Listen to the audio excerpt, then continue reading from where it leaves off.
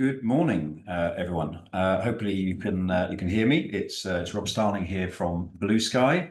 Hello and welcome to the first of our 2025 webinars, just the two this year.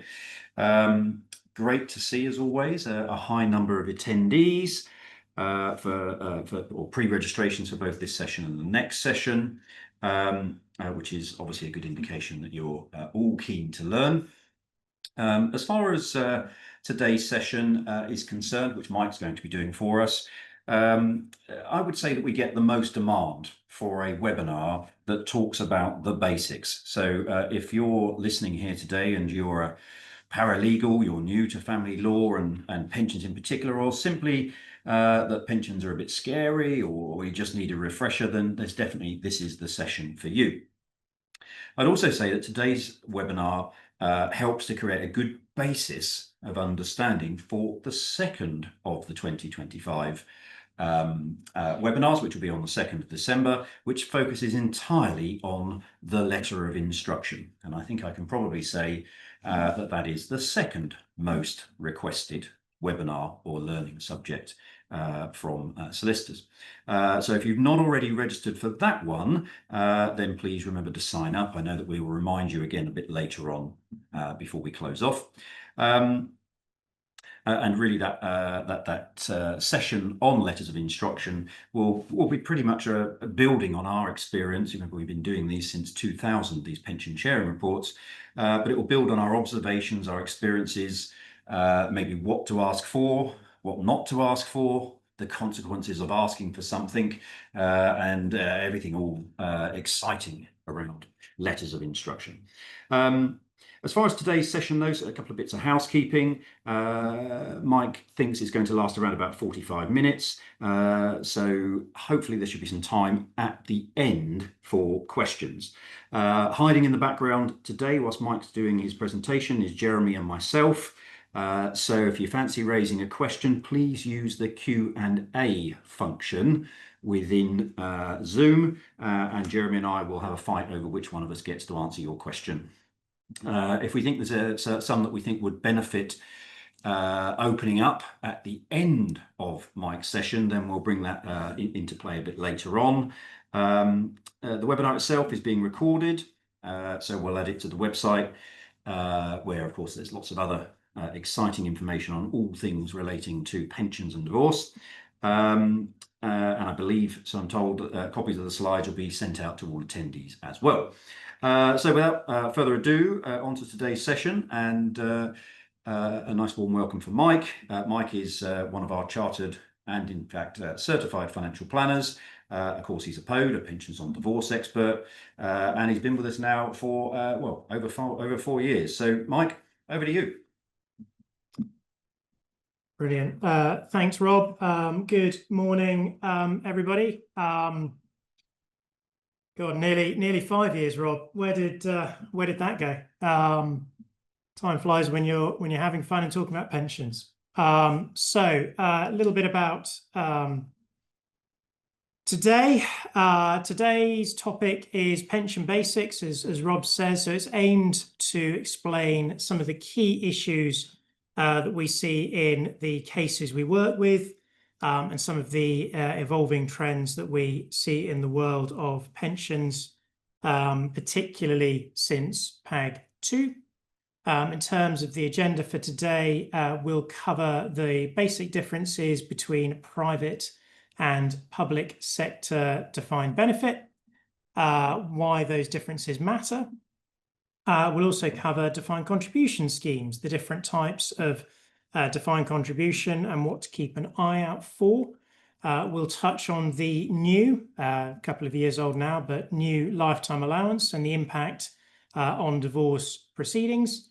And finally, some tips and tricks for those client conversations, explaining some of the terms that we see regularly, but also from our experience of working with all of you in those conversations.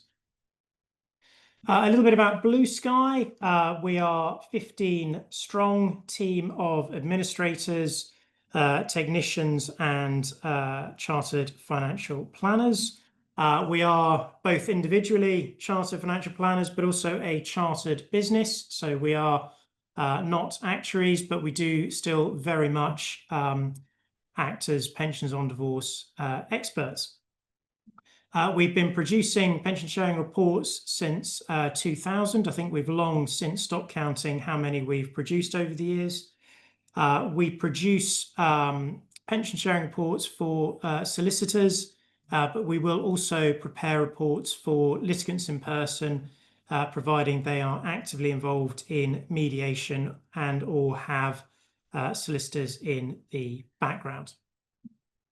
This is the team, starting left to right. We've got Jack, myself, we've got Jeremy and Rob. Jack, myself and Jeremy, Resolution Associates, and Rob is a Resolution accredited specialist. How can Blue Sky help? Well, in the initial stages, it's working with a financial planner to help with data gathering, for example, assessing income and expenditure details, high-level analysis of any pension investment data that your client has, and cash flow modeling that can help to build a sense of what the future might look like and really just put things into context. We can then move into the bargaining phase. This is when maybe a pension sharing report would be required, or really just exploring the outcome of any potential settlement proposals, and stress testing a client's financial future through cash flow modeling to help understand how this might work in practice for both sides. We've had a couple of cases recently where we've been helping with cash flow modeling on both sides of a mediation. So a very collaborative approach. The end of this process, we can help with implementing the pension share and understanding the full implications of the settlement for the future. And then beyond the final order, there may well be a need for ongoing financial planning and frequently financial coaching, as one party may now be having to get used to managing the finances where maybe that wasn't on their to-do list to that point. Moving on to the basic types of pensions in the UK. For those of you who read Latin at school, pension comes from the Latin pensio, meaning payment. For the purpose of divorce, we assume that a pension is there to provide an income in retirement. There are a few different types, but essentially it boils down to 4 key types. We've got defined benefit, defined contribution, we've got the state pension, and then we have non-pension pensions. You may come across these in the form of URBs, unapproved retirement benefit schemes, but really anything where a company has made a promise to pay an income that isn't necessarily falling under the same regulatory environment as the others. For the purposes of this session, we are covering the first 3 types of pensions. If you do come across URBs or something a little bit more niche, I would suggest reaching out to us to have a talk through on a case-by-case basis. These tend to be seen in senior executives at large multinational firms, so it's very much not something you're going to come across every day. What is a defined contribution pension? Well, essentially, it's a pot of money. Contributions are made by an employee and employer. Those contributions are invested in some investment funds, and the benefits that it's able to provide depend on those contributions and the investment returns over time. So hopefully these will grow, and then that is used to produce an income in retirement, either in the form of a drawdown or purchasing an annuity. It's worth noting for pension sharing reports, most PODs will assume an annuity is purchased, as this gives equality of risk in addition to equality of income. Now, there's a few different names that have been thrown around over the years. These are various ones that we've come across. This is by no means the full list. But if you were to come across, master trust or money purchase, executive pension plan, these are all types of defined contribution. Aren't all DC pensions the same? Well, not necessarily. The first step is don't panic. If in doubt, ask. It's what we're here for. While most modern workplace pensions are usually reasonably straightforward, there are some older schemes which can cause a bit of a headache. So the first is a Section 32 or a buyout plan. A Section 32 are personal pension plans that are set up to have a previous occupational pension transferred into them. A key point here is the new scheme promises to give all the benefits one would have had under the old scheme, and this can often include something called a guaranteed minimum pension, which can be quite valuable. We have guaranteed annuity rates. Guaranteed annuity rates, as the name would suggest, provide a fixed level of annuity rate at a point in the future. This can be higher than the current market or indeed lower. It's important to remember at this point, an annuity rate is linked to an individual's health, profession, location, age. However, it does not include gender. Under the EU Gender Directive, an annuity is a type of insurance, and therefore gender is not something that is factored in. To give an idea of how valuable a guaranteed annuity rate can be, we recently had a case with Scottish Widows where the guaranteed annuity rate was 11.5%. To put that in context, the best current annuity rate we could find at the time was around 6%. So effectively, it was able to buy twice the level of guaranteed income as another personal pension plan. You might see some protected tax-free cash, which may be higher than the current 25%. This will tend to be with older schemes, but if you're not paying tax, obviously it is a more valuable commodity. You may see a protected retirement age, which would be younger than the current minimum age of 55. It's not unusual to see one that's as young as 50. If you're a Parisian ballet dancer, then it will be as young as 37, but obviously not many of those about. And then we have a SIPP. So a SIPP, it's very common to come across a self-invested personal pension. It's even more common when there has been pension consolidation, i.e. bringing together lots of smaller pots into one place. Be aware that while most SIPPs are invested in what we would call vanilla funds, some may have more bespoke or unusual investments. If a party is a business owner, they may have commercial property in the SIPP, which can add a significant liquidity challenge, i.e. can we actually share the pension without selling the commercial property? It's also not unusual if we are doing ring fencing that we would need to go and contact the previous pension providers to get information, which can obviously add time and cost. And then the final one is exit penalties. There are some providers out there, I won't name any names, but will charge a penalty fee for leaving.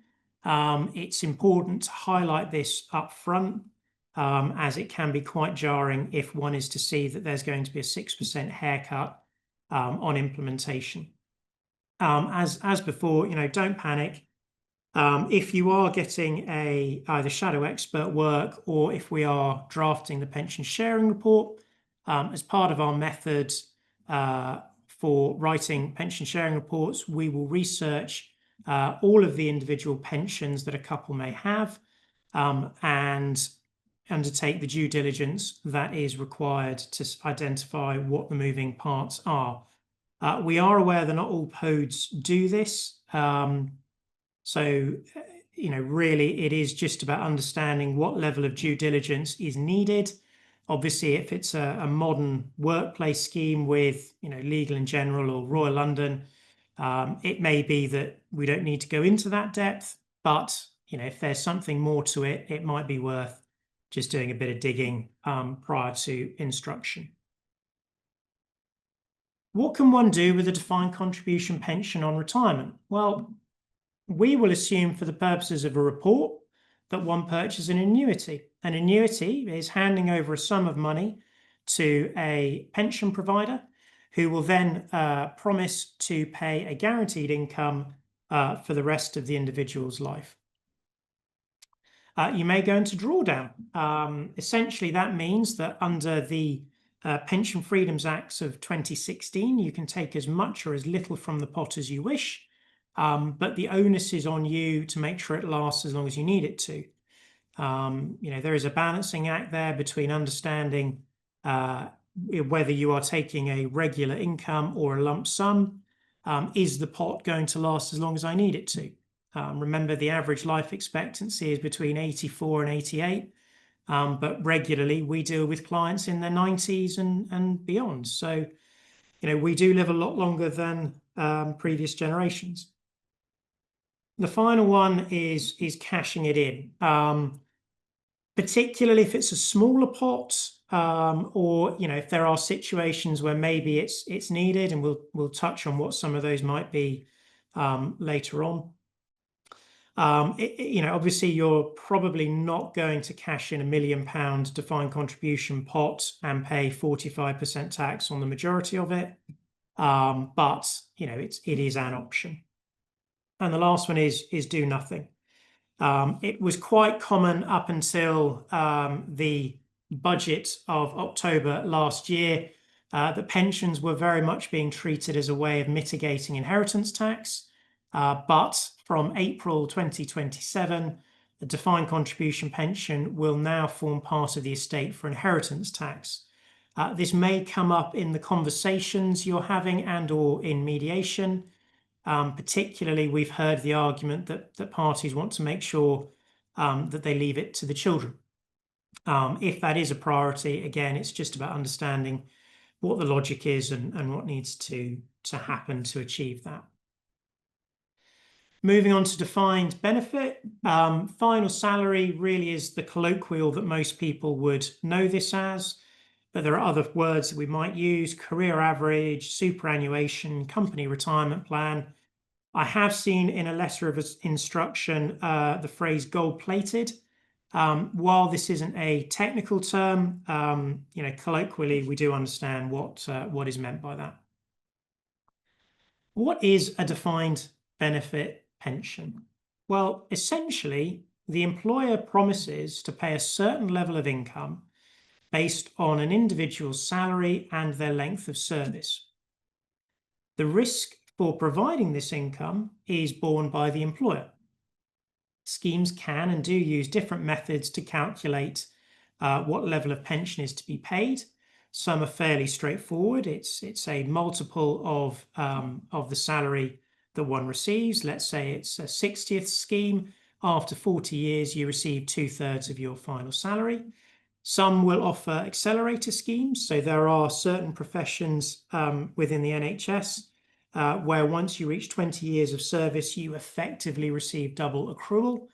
And there are others where they will top it up for various circumstances. Interestingly, schemes will differ on the methodologies when calculating the cash equivalent value. And this is a really important one, which we'll touch on in a bit more detail later. But remember, every individual defined benefit scheme will have a slightly different way or slightly different assumptions for calculating the cash equivalent value. Moving on to different types of defined benefit, we'll start with the private sector. So in the private sector, the DB scheme is funded by the employer, who has a responsibility to ensure sufficient funds to pay outstanding pension liabilities. You may ask, why is it so important to have a fund on hand? Well, I would suggest going and watching the film Tetris, or at the very least, a Google of Robert Maxwell.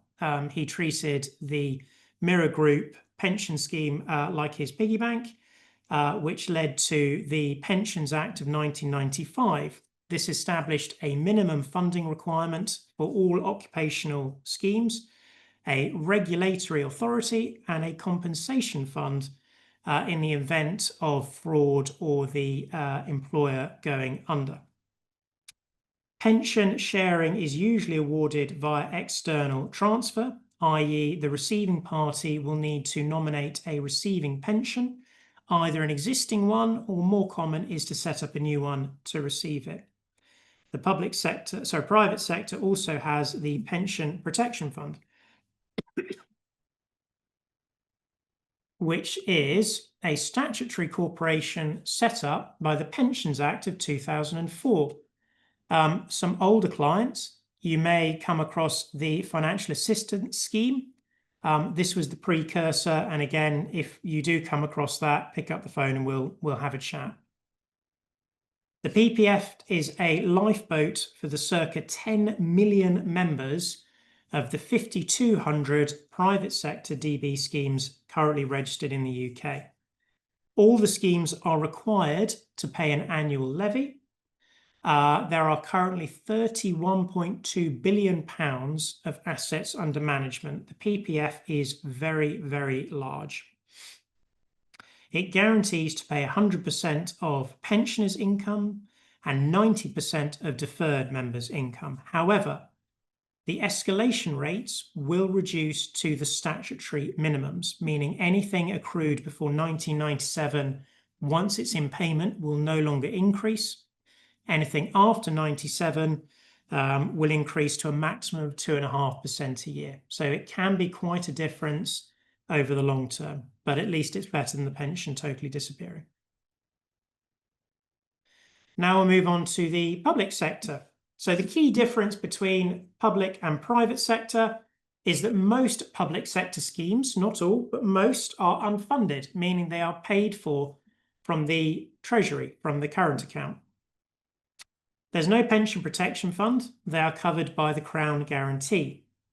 Usually, the only option is internal sharing, where a spouse who is to receive a share is given a share as though they had been an employee in their own right. Therefore, you do have that clean break, but they are. It is a separate scheme within, the NHS or local government, whatever it may be. It can also include a default tax-free cash amount, which is usually 3 times the income, but this tends to be for older policies. Some examples of this, we've got the civil service, the teachers' pension scheme. Teachers' pension is unusual because private sector teachers can also contribute to the teachers' pension scheme. We've got the NHS, armed forces, police, and the local government, again, is slightly unusual as it is a funded scheme. So it offers both internal and external membership. Interestingly, the MP's pension scheme is also a funded scheme. So what happens at retirement with a defined benefit pension? Well, the scheme will be prescriptive. It will have a specific retirement age or the normal retirement age. It may have an automatic entitlement to a lump sum, or a member may be able to reduce the income to generate a lump sum. It lacks the flexibility of defined contribution pensions in this sense. However, it does provide a secure and predictable income in retirement. One may take early retirement, wherein there is a reduction to the income for taking it early, but the benefit being maybe they are able to do the things they want to do outside of work.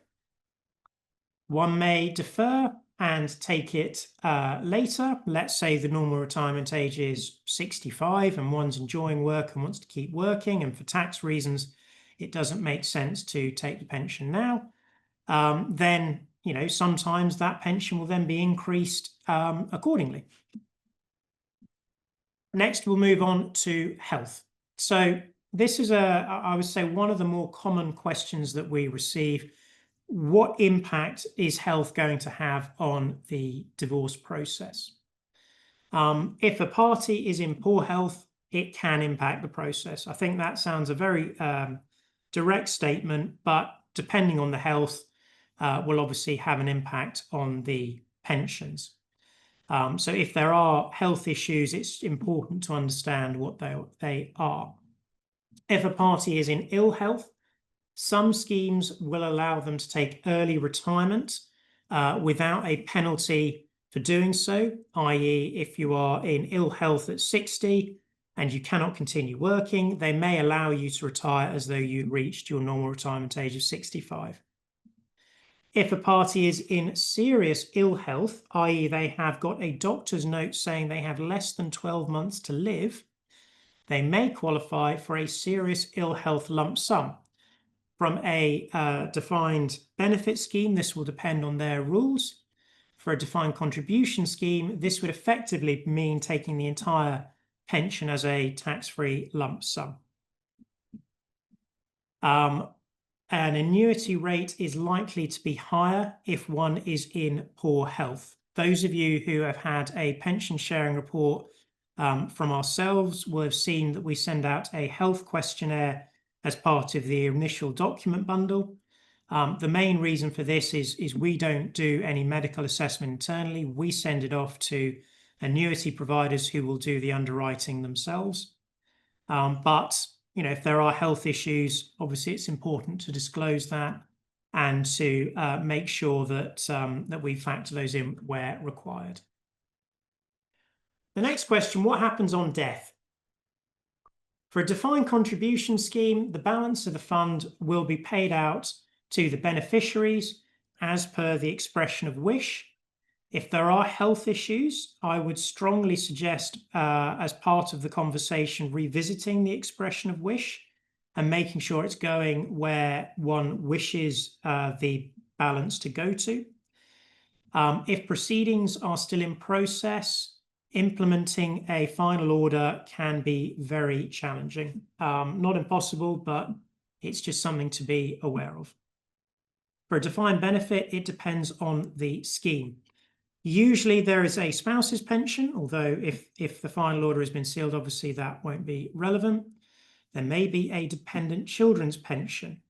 This is a particularly important one. If there are either young children who are financially dependent, or there are children who have complex needs that mean they're likely to be dependent going forwards, certain schemes will have rules that maybe are worth exploring. I recently had a case where there was a child who was going to be dependent. The scheme rules essentially said they would provide a dependent child's pension for life in the situation. Once we flagged that in mediation, it took a different conversation than maybe it would have done up until that point, which again, to highlight, is the reason why doing that due diligence is so important. But also, if there are those situations, flag it in the letter of instruction to the POD. If there is no spouse or dependent's child, it is possible that there will be a return of contributions into the estate if the pension is not in payment. Now we're going to move on to the state pension. I doubt you will see any divorces going through at the moment where parties that have an old person's pension, as this came into effect in 1908, it was only available to those with good character. It provided an income of 5 shillings a week for those over the age of 70, whose annual means did not exceed £31.10 a year. As this was replaced in 1947, I would be incredibly surprised if it did come up, as it would only really happen if there was a widow who had been widowed very young. To put this in more context, in 1980, the average English male was expected to live to 71. So as Lord Kitchener said in 1908, it was a year's money to put your affairs in order. Today, the average male will reach 84 and it's 88 for ladies. If you would like some bedtime reading, I would suggest The Politics of Retirement in Britain, 1878 to 1948 by John McNichol. Moving on, in 47, this was replaced with the state pension. The basic state pension as it stands today will give an income of £9,175 a year. It is paid by the state to provide a minimum level of income in retirement. It increases by the triple lock, which is essentially the highest of the consumer price index, average salary, or 2.5%. It is important to always ask a client for a forecast if they're not already in receipt of the pension. If they are in receipt of it, then understanding what they're actually receiving. There is also the graduated state pension, the additional state pension, both of which were brought in over the years to ensure that people could add to the state pension as required. The basic state pension cannot be shared, but the additional state pension can. However, if you're in a case where we are sharing the additional state pension, I would be first asking about state pension substitution, as it is possible to have a matching pension to an ex-husband without any detriment to the husband in cases where wife maybe doesn't have full NI. Again, case-by-case basis worth exploring if needed. Moving on to the new state pension, well, it's not that new. It came in April 2016, but it was changed that now one needs 35 years to reach the maximum level of national insurance. If you started working at 18 or in full-time education, this would mean you would get your full stamp at age 53. There are different ways that you can accrue national insurance, the most straightforward being to be in employment. But if you are in full-time education or receiving child benefit, that will also lead to an NI.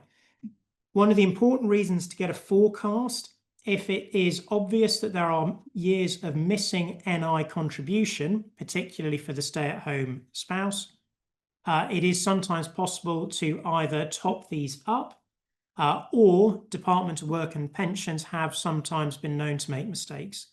In either case, let's do the due diligence, see what the gaps are, and if it can be resolved before instructing the pension share. Again, state pension there to provide a minimum level of income. It is currently £11,973 per year.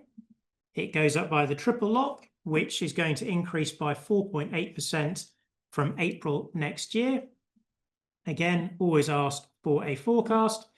And this is the link to the .gov website for a forecast, which will be circulating with the slides.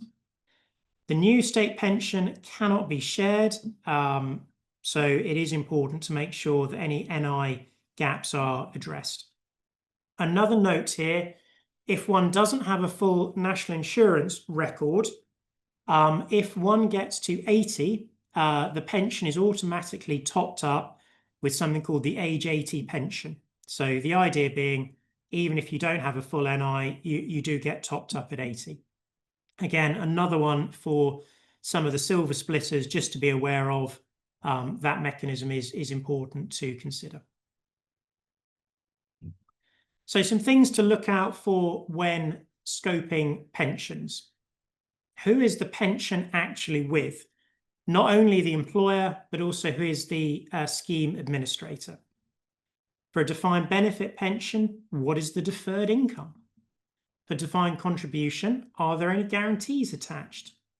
What is their current pension, i.e. what pension is the party actively contributing into? Most people, this will be their workplace pension, but if they are contributing into both a workplace pension and their own pension, it's important to flag this to the POD just so that there's an opportunity to make sure that we're not sharing a pension that is receiving active contributions.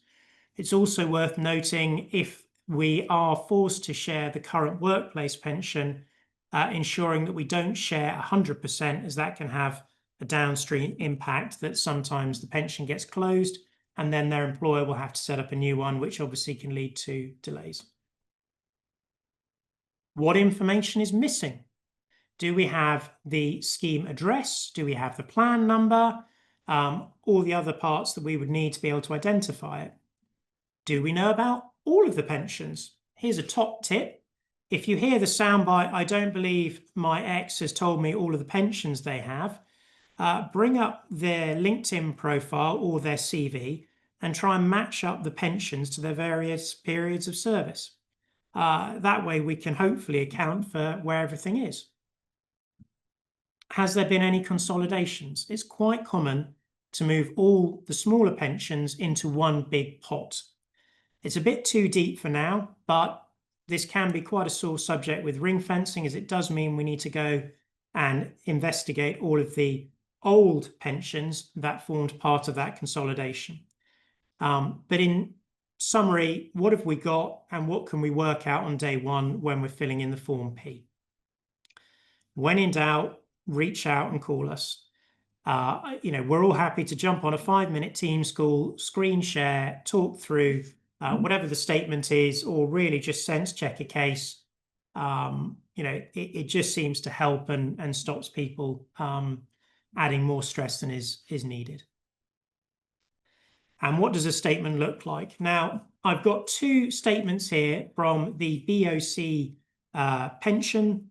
This was a chap who had been there since he started as an apprentice at 16. And he kept saying he only had 1 BOC pension. Well, it turns out he had 2. The first one, as I've highlighted in red, is a defined contribution. How do we know it's a defined contribution? Well, very helpfully, they've said defined contribution, the first red circle. But if they hadn't said that, then the second red circle, the member is invested in the following funds. If they are talking about being invested in various funds, then that is an indicator that it is a defined contribution scheme. For defined benefit, any phrases to when they joined the company, the date they left service, these are indicators that it's a defined benefit. In the second red circle, we've got reference to pre and post 1997 and GMP. Again, a bit of an indicator. If we still couldn't work it out, then this soundbite here in the third red circle, if your transfer payment is £30,000 or more, legislation does not allow us to transfer it to a scheme which provides flexible benefits until we are satisfied that you have taken independent financial advice. This is a regulatory requirement that if you are giving up guarantees, either defined benefit or guaranteed annuity rate, etc., then you need to speak to a regulated financial advisor. Not every financial advisor has those qualifications, so be mindful of that. But that is a bit of an indicator that we need to do some digging. Now we're going to touch on understanding cash equivalents. So it depends on the scheme. For defined contribution, essentially the value is the underlying investments. For defined benefit, it will be the value that the scheme puts on providing that level of income going forwards. For a hybrid scheme, it can be a mix of both. If you do come across a hybrid scheme, again, very much on a case-by-case basis, it's worth reaching out to having a chat, as it can mean that things are a little bit more than meets the eye. Cash equivalent values can change rapidly. So for that reason, we need to be mindful when using older valuations. Ideally, you would want to have them within the last 12 months for a defined benefit scheme. But for defined contribution, most modern schemes, you can just log in and get a value as at that day. In that situation, get the most up-to-date value you can, to use in the report. For the defined benefit, we do need an element of sense checking, as most schemes will charge if you ask for 2 cash equivalent values within a 12-month period. If it's a modest scheme that's unlikely to be shared, is it worth paying the extra money? Maybe not. If it is the largest scheme and obviously is going to need to be shared, then maybe there's a judgment call to be made. Implementation timelines. Remember that 6 months is a conservative estimate. We need to be aware that cash equivalent values are likely to change, and for defined benefit schemes will be recalculated at the point the scheme receives all the paperwork they require. So we need to be careful, because if there's too much of a delay, then the end result may not be as was agreed in mediation. For defined contribution, the transfer will be in cash. So there is a risk that if there's a significant change in the market, there may be something different. But again, we can work with more up-to-date figures for defined contribution to mitigate that. You will have heard this, I would hope, from most PODs that have been doing webinars or face-to-face meetings. Be very mindful not to share a defined benefit pension based solely on the capital value. If you've had a report from Blue Sky, you will see that even when we are asked for cash equivalent value equality only, we will still include the income, just to put things in context that equality of capital doesn't always lead to equality of income. Now, there have been some changes over the last few years. I know from our conversation, some of you have been caught up with this, but this is the XPS Transfer Value Index for private sector defined benefit. So this index shows the estimated cash transfer value of a 64-year-old member with a pension of £10,000 a year with typical inflationary increases, i.e. RPI capped at 5%. In February 22, the cost of providing that level of income was about £270,000, again, varying from scheme to scheme, whereas today it's about £140,000. This is a significant difference, and I have not long ago seen a case where the values were from late 21, and they were only just getting to the point of implementation. Suffice it to say, the end result is not going to look very similar to the output of the pension sharing report. There are certain factors that can influence the cash equivalent value for a DB pension, not least of which is going to be interest rates, inflation, stock market performance, both in the whole market, but also individuals, i.e. if the seeding scheme is not doing very well, there might be an issue on the scheme funding. The scheme valuation methods may change. The assumptions around longevity may change. And then the final one is around the scheme funding. So again, this is part of the due diligence that we would undertake. If it is a private DB scheme and the funding level is below 90%, there may be scope that they have to offer internal membership. And that is worth saying, particularly if the cash equivalent value has been reduced due to scheme funding. So bringing it all together from a POD's perspective, it really boils down to 3 questions that form the basis of that letter of instruction. What are we trying to do? Is this as straightforward, we just want an equal split, or are there more moving parts? Is there an offset? Are there dependent children? Is there a health concern? How do we adjust for this? What differences can those factors make? And what are the moving parts to get there? Once we understand all 3, hopefully that comes together in a sensible letter of instruction that can then help with reaching an amicable settlement. Moving on now to everybody's favourite subject, the lifetime allowance. So under the previous Conservative government, the lifetime allowance tax charge was abolished. Essentially, what that meant is there is no longer a significant tax bill when you access your pension that's gone over the allowance. What this was replaced by is the lump sum and death benefit allowance.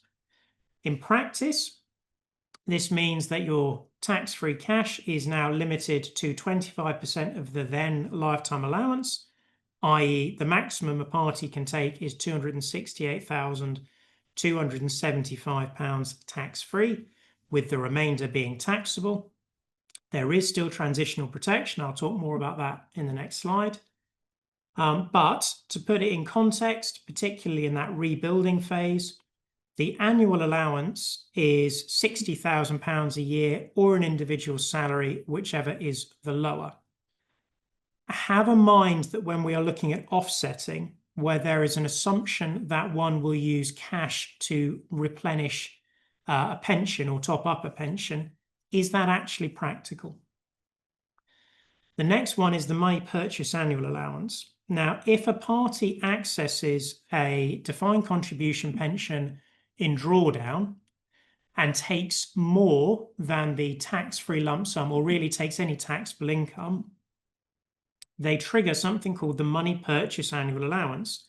This reduces the amount that one can then pay into a pension to £10,000 a year. Now, this might be relevant if a party is returning to work post-divorce. It might be that if one has cashed in a number of smaller pensions, either to fund rehousing or general lifetime costs, it does mean that there will be an impact on what they can contribute going forward. So keep that in mind. If you do hear the soundbite, I want to cash in my pension, I would strongly suggest pointing them towards a financial planner to have a conversation before they do so. Sometimes clients try and solve one problem, but it can create another problem. Now, I'm not going to go through all of these in particular detail, but suffice it to say that as the lifetime allowance has changed over the years, whenever one has been over the new regime, they've been offered transitional protection. The two main ones that you may come across will be fixed or individual protection. Fixed protection meant that you were able to fix the lifetime allowance at that point in time, but you could not make any future contributions. With individual protection, it fixed the value at the value of your pensions as at that date, i.e. let's say it was April 2016. You could continue to make contributions, but obviously they would not enhance any tax-free allowances. If one is receiving a pension credit, there is the opportunity to apply for individual protection or fixed protection to help with mitigating that tax liability. Again, that will be on a case-by-case basis, and I would draw that attention in the letter of instruction just to understand that. To give an idea of why the lifetime allowance system has been changed, the cost of running the previous LTA system was about £240 million a year. The highest ever lifetime allowance tax take was £358 million, so not really a sensible return on investment. In 2023, £46 billion was given in tax relief. So again, the lifetime allowance wasn't really achieving much, but causing a lot of additional administration. Is protection worth keeping? Usually, but again, it depends on the situation. It's always worth talking about that with those ultra high net worth cases. Now, I'm going to move on to the last slide, which is just coming some terminology. Normal retirement date is the date a member can access their scheme pension without any reduction for taking it early. Early or late retirement factors, how is the income reduced or increased depending on whether it is taken early or late. PCLS, pension commencement lump sum. The lump sum the member receives at retirement for commuting part of the pension income. TFC, tax-free cash, usually a tax-free lump sum awarded at the start of a DB pension coming into payment. Revaluation is how has the pension income increased since leaving employment? And escalation, how will the pension income increase in retirement? And remember, if they retire at 60, that might be over 30 years. So it's important to understand that. In our reports, we will usually try and ensure that both parties have an equal escalation, obviously being pragmatic about that. But it is just worth noting that. So a little bit of a review of what we've discussed, the difference between public defined benefit, private defined benefit, and defined contribution. Hopefully, we all have a better understanding of cash equivalent values and that they can change rapidly, considering those impacts and some possible solutions, or at the very least, helping the parties understand what can happen. We've touched on how to decipher pension statements. We've touched on the state pensions, the lifetime allowance, and some terminology. And I know I've given a bit of bedtime reading already, but if you've not already had it printed off and read through, PAG 2 is definitely something I'd recommend to your perusal. We've also got the Survival Guide to Pensions on Divorce. And I know some of you have given us some positive feedback about the little animation that we've put up on our website to help with that. Next up, we've got our next webinar is on the 2nd of December. This is going to be how to draft a letter of instruction with Jeremy and Rob. Again, our second most requested webinar. And with that, we'll move on to some Q&A and a quick survey. I would love it if I could trouble you all to scan the QR code to give us a bit of feedback on this and any other webinars you might like us to do. I'd also say if any of you would like us to come in and deliver some more bespoke training, I know, again, some of you already had us into your wonderful offices to do that, but it is something we're happy to do either remotely or face-to-face if you're in the Thames Valley. And with that, I will look at Rob and Jeremy. Have we had any questions?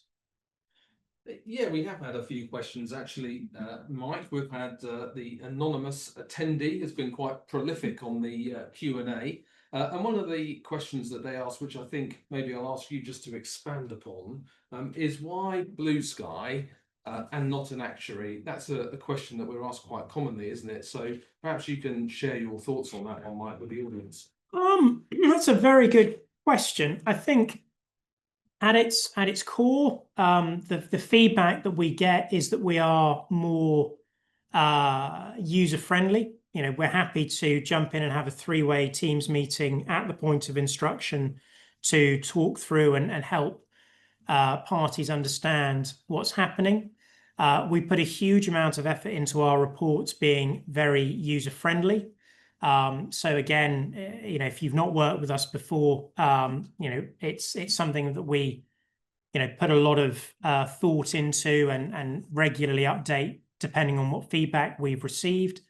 Methodology-wise, we all use a similar industry standard. It's just that we're slightly easier and slightly more helpful, I think was one of the phrases we had when we did the last round of surveys. But if you've not seen one of our reports, anonymous, do reach out and we're happy to go through a redacted version on a one-to-one basis. That's a good answer, Mike. And are there any particular cases perhaps where we think an actuary would be better placed to help? I think we'll tend to send people towards actuaries if there are public sector schemes. That is a more straightforward number crunch and perhaps something that they can produce quicker, that doesn't need the full skills of someone that's wearing the two hats that we wear. But also cases where maybe it really is a straightforward one pension split of a lower value. Again, depending on the situation, it might just be more prudent to send it to an actuary. Thanks for that, Mike. Another question that came up from our anonymous attendee was around the state pension and why these should be included in the calculations. I did answer this on the Q&A, but do you have any extra points to make around that, Mike? Well, it's one that we get a lot. If we've got, in an ideal world, if both parties had exactly the same level of state pension, then, theoretically, whether you include them or not, you're in the same situation. I think the main reason we include them or would prefer to include them in our reports is it just gives a bit of context. I think one of the challenges that we sometimes see is this knee-jerk reaction to, oh gosh, that's not enough money to live on. And if we've got, a state pension on both sides, it doesn't really add anything to the cost of the report, but it just gives a bit more reassurance to, maybe clients who are picking up the report for the first time, that they see a slightly higher number than maybe the one that's generated from the private pensions alone. I would also say that if there are situations where maybe there's an incomplete national insurance contribution record, then it gives us an opportunity to address that during the divorce or prior to instruction, rather than what we've seen in some cases where, it's trying to get hashed out with them receiving a higher pension share for something that could have been done much easier by addressing the national insurance issue. So I hope that answers the question. Any other thoughts or questions? Well, I think Jeremy is going to follow up on a question that's asking about a link for the next webinar. So I think that I'm not too sure if he's going to post that on the webinar itself, but we'll soon find out, I'm sure. No, I think that's it for the Q&A bits that we're going to talk about. Before we close everything off, just a quick reminder, if you could do that survey, it'd be great. We do listen to what you say, and that's why we do the webinars that we do, to try and boost what effectively just to try and help you out in the areas that you think you might need the most help on. I think that's about it. I think we'll leave the session open for a while. Just another quick plug for that session on the letter of instruction. It is based on sort of our findings along the way. We are going to cover off perhaps, not perhaps, I'm definitely confirm is, since we've already written the webinar, it will cover off things like what you are asking and what you're really asking. So sometimes we get these instructions through where perhaps you think you're asking for one particular facet, and of course then as the expert we unleash a whole load of unintended consequences. So Jeremy and I put a bit of thought into that presentation, so we're looking forward to delivering that on the 2nd of December. Jeremy, was there something you wanted to add regarding the webinar links, or?